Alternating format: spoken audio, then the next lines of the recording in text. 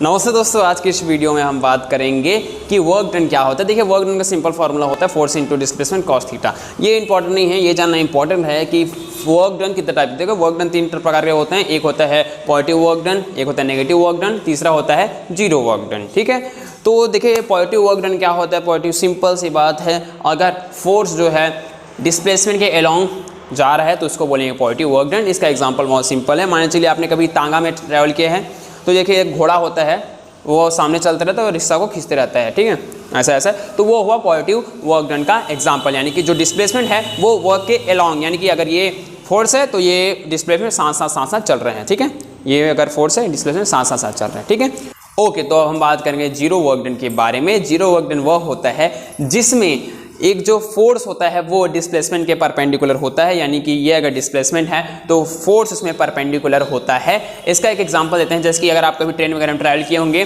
तो वहाँ पर जो कूली होता है, जो सामान होता है, तो वो जो सामान मान चलिए एक बैग अपने सिर पर रखे होंगे और अगर वो मोशन नहीं करें कि वो एक जगह से खड़े हैं, तो उस एग्जाम्पल को कहा जाता है जीरो वर्क डन। यानी कि लोड उसके सिर पर है और लेकिन वो खड़ा है। ठीक है, डिस्प्लेसमेंट नहीं हो रहा है लेकिन उसके ऊपर फोर्स लग रहा है, वो जो बैग है उसका वजन, इसको कहा जाता है जीरो वर्क डन। ओके दोस्तों, अब बात करेंगे नेगेटिव वर्क डन के बारे में। नेगेटिव वर्क डन वह होता है जिसमें जो फोर्स होता है वो होता है अपोजिट किसके, डिस्प्लेसमेंट के। देखिए यहाँ पर हमेशा बात हो रही है फोर्स की और डिस्प्लेसमेंट की। जहां पर वर्क डन है वहां पर बात होगी फोर्स की, डिस्प्लेसमेंट की।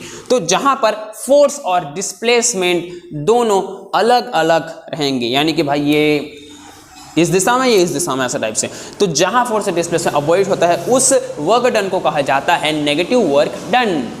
इसका एग्जांपल बहुत सिंपल नहीं था, मेरे खुद पढ़ना पड़ा गाइस। इसका एग्जांपल यह है कि एक पॉजिटिव जो चार्ज है और एक और पॉजिटिव चार्ज है, वो दोनों पास मिले तो ये हो जाता है नेगेटिव वर्क डन।